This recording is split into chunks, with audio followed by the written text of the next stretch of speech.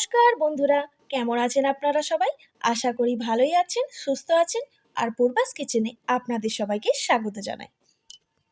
আজকে আমি পালং শাক আর আলু দিয়ে একটা দারুণ মজার রেসিপি আপনাদের সঙ্গে শেয়ার করব। আর এই শীতকালে কিন্তু পালং শাক অ্যাভেলেবেল থাকে। তো আর দেরি না করে আজই এই রান্নাটা বানিয়ে ফেলুন। আর এই রেসিপিটা বানাতে কি কি উপকরণ লাগে সেইগুলো দেখে নেব। তার আগে আপনারা প্লিজ চ্যানেলটাকে লাইক অ্যান্ড সাবস্ক্রাইব করে দেবেন। এবার উপকরণগুলো দেখে নিই। এখানে আমি 3টা মিডিয়াম সাইজের আলু খোসা ছাড়িয়ে ভালো করে ধুয়ে রেখেছি। আর এইদিকে 3টে পেঁয়াজ এইভাবে মিহি করে কুচিয়ে নিয়েছি, আর একটা গোটা টমেটো রেখেছি। আর এইদিকে রসুন নড়াতে করে থেতো করে রেখেছি। আর আদা বাটা নিয়ে নিয়েছি 2 টেবিল চামচের মতো। আর এইদিকে পালং শাক নিয়ে নিয়েছি। পালং শাকটা ভালো করে আমি ধুয়ে রেখেছি। এবার পালং শাকটা একটা ছুরিতে করে কুচিয়ে নেব। ছুরি কিংবা বটিতে করেও আপনারা কুচিয়ে নিতে পারেন।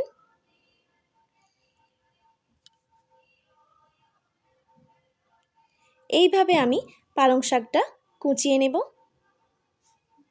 আপনারা কিন্তু বাড়িতে একবার হলেও ট্রাই করে দেখবেন, খেতে কিন্তু অসাধারণ লাগে। এটা ভাত কিংবা রুটি সব কিছুর সঙ্গেই কিন্তু ভালোই লাগে। এইভাবে আমি সব শাকগুলো কেটে নেব। কেটে একটা পাত্রে তুলে রেখে দিচ্ছি। তারপর বাকি শাকগুলো আমি একইভাবে কেটে নিচ্ছি।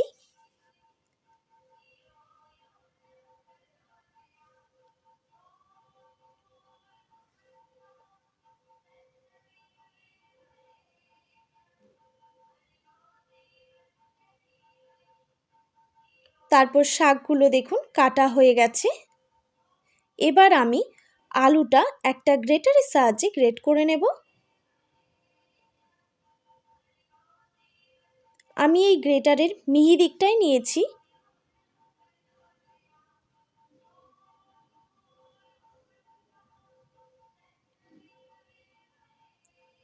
সব আলুগুলো গ্রেট করা হয়ে গেছে।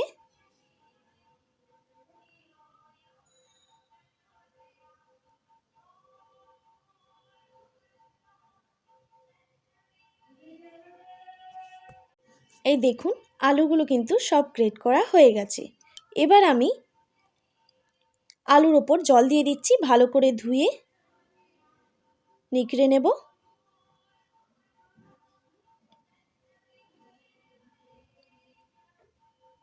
এবার আমি এখানে একটা মিক্সিং জার নিয়ে নিচ্ছি। কিছুটা পালং শাক আমি বেটে নেব, সেই জন্য মিক্সিং জারে একবারে অর্ধেকটা রেখে দিচ্ছি পালং শাক। মিক্সিং জারে অর্ধেকটা পালং শাক রেখে দিয়েছি। তারপর কিছুটা যে পালং শাক আমি একটা পাত্রে রেখেছি তার উপর আলুটা নিগড়ে নিগড়ে একসঙ্গে দিয়ে দিচ্ছি। আলুতে যেমন না এক ফোঁটাও জল থাকে। এইভাবে ভালো করে নিগড়ে নিতে হবে। আলুগুলো সব নিগড়ানো হয়ে গেছে। এবার আমি কিছুটা পেঁয়াজ কুচি এর ওপর দিয়ে দিচ্ছি, আর কিছুটা রেখে দিচ্ছি।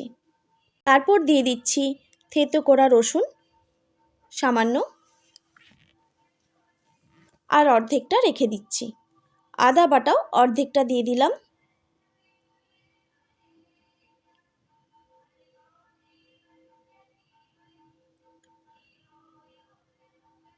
তারপর দিয়ে দিচ্ছি 4 টেবিল চামচের মতো বেসন।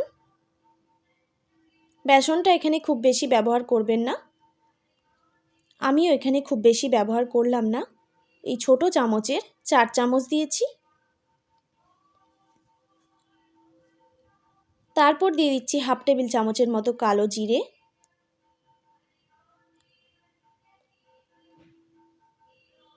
স্বাদ মতো লবণ,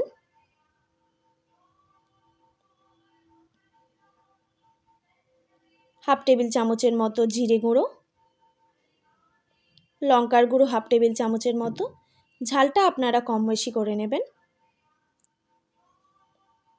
আর সামান্য হলুদের গুঁড়ো, আর 1 চিমটি বেকিং সোডা।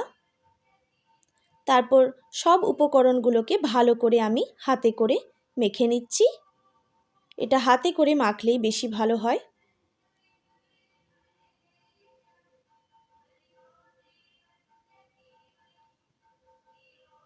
আমি কিন্তু এখানে জল ব্যবহার করিনি, আলু আর শাকের জলেই মাখানো হয়ে গেছে। দেখুন, এবার আমি এটা সাইডে রেখে দিচ্ছি। তারপর এখানে আমি পালং শাকের যে রেখেছিলাম অর্ধেকটা, তার উপর দিয়ে দিচ্ছি 2টো কাঁচা লঙ্কা আর একটা টমেটো কুচি। এবার এটা আমি একসঙ্গে বেটে নেব। বাটা হয়ে গেছে, এইভাবে বেটে নিয়েছি। তারপর একটা কড়াই বসিয়ে দিয়েছি। কড়াইটা গরম হয়ে গেলে বেশ কিছুটা পরিমাণ সর্ষের তেল দিয়ে দিচ্ছি। তারপর তেলটা ভালো করে গরম হয়ে গেলে আমি যে একটা পালং শাক আর আলুর যে একটা পেস্ট বানিয়ে রেখেছিলাম সেটা দিয়ে দিচ্ছি। এরকম ছোট ছোট বলের মতো করে হাতে করে এইভাবে তেলের ওপর দিয়ে দিচ্ছি।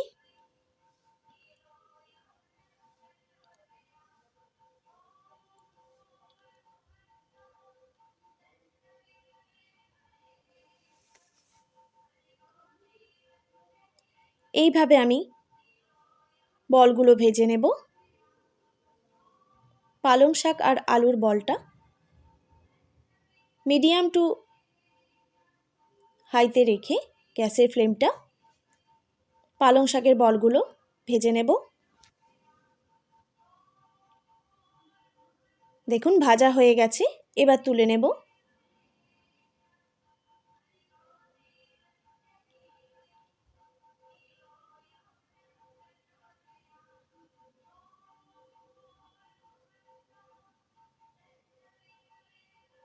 এইভাবে সব বলগুলো ভেজে নেব।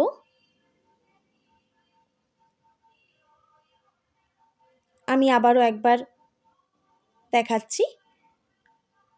এইভাবে হাতে করে একটা একটা করে বল বানিয়ে সব বলগুলোই ভেজে নেব।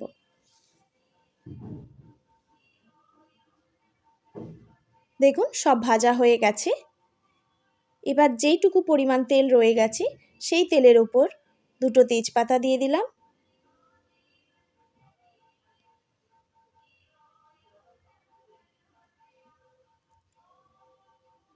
তারপর দিয়ে দিচ্ছি হাফ টেবিল চামচের মতো গোটা জিরে। জিরেটা থেকে একটু সুন্দর গন্ধ বেরোলেই তারপর দিয়ে দেব রসুন কুচি।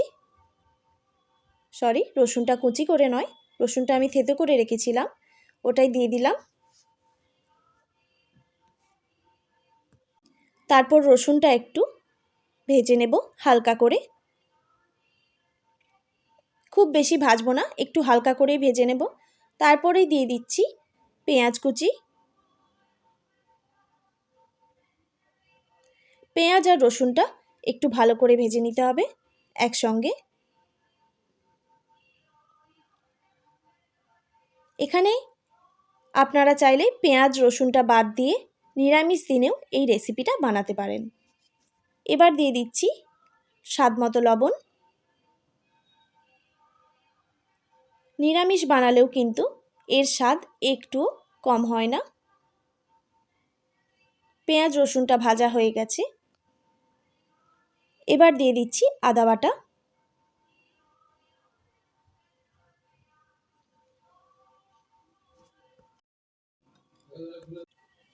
তারপর মশলাটা ভালো করে একসঙ্গে কষিয়ে নিচ্ছি।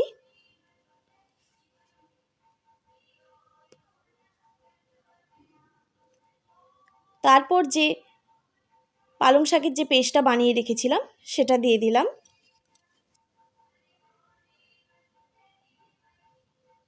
পালং শাক ধোয়ার যে জলটা সেটাও দিয়ে দিলাম।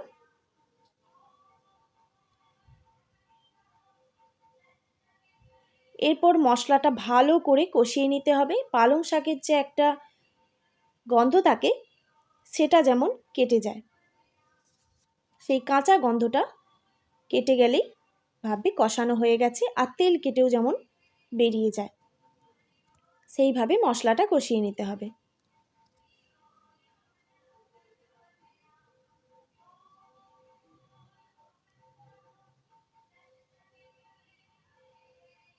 এই দেখুন বন্ধুরা, মশলাটা কিন্তু কষানো হয়ে গেছে। এবার কিন্তু একটা মিষ্টি গন্ধ বেরোচ্ছে মশলা থেকে। এবার আমি দিয়ে দিচ্ছি এখানে পরিমাণ মতো জল। জলটা এখানে একটু বেশি পরিমাণেই দেবেন, না হলে পালং শাক আর আলুর বড়াতে সব জল টেনে নেবে। এবার একটা ঢাকনা দিয়ে ঢেকে দিচ্ছি জলটা ফোটা পর্যন্ত। কিছুক্ষণ পর ঢাকনাটা সরিয়ে দিলাম, জলটা কিন্তু ফুটে গেছে।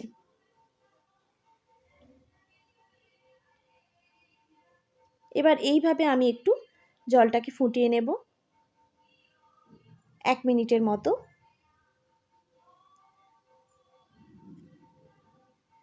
সামান্য একটু চিনি অ্যাড করলাম, আপনারা চাইলে নাও দিতে পারেন। এবার জলের ওপর আমি দিয়ে দিচ্ছি সানরাইজের গরম মশলা।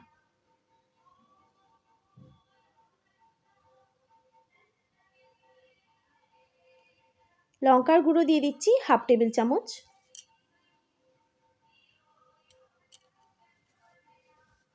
ঝালটা আপনারা অবশ্যই কম বেশি করে নেবেন।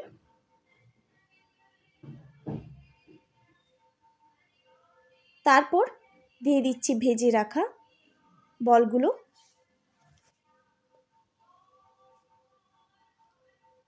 দেখতেই পাচ্ছেন আমি জলের পরিমাণটা কতটা দিয়েছি। তারপর একটা ঢাকনা দিয়ে ঢেকে দিচ্ছি আর গ্যাসের ফ্লেমটা লোতে রেখে 40-50 সেকেন্ডের মতো ফুটলেই কিন্তু হয়ে যাবে। তারপর হালকা নাড়াচাড়া করে নামিয়ে নিলেই রেডি গরম গরম পালং শাক আর আলুর দুর্দান্ত একটি রেসিপি। আপনারা বাড়িতে অবশ্যই ট্রাই করবেন। আর আমার রান্নার ভিডিওগুলি কেমন লাগে আপনারা অবশ্যই কমেন্ট করে জানাতে পারেন। আর রান্নার ভিডিওগুলি যদি ভালো লেগে থাকে তাহলে অবশ্যই like, comment, share and subscribe করে দেবেন। ভালো থাকবেন, সুস্থ থাকবেন। দেখা হচ্ছে নতুন কোনো রেসিপি নিয়ে। টাটা। অনেক অনেক ধন্যবাদ এতক্ষণ আমার সঙ্গে থাকার জন্য।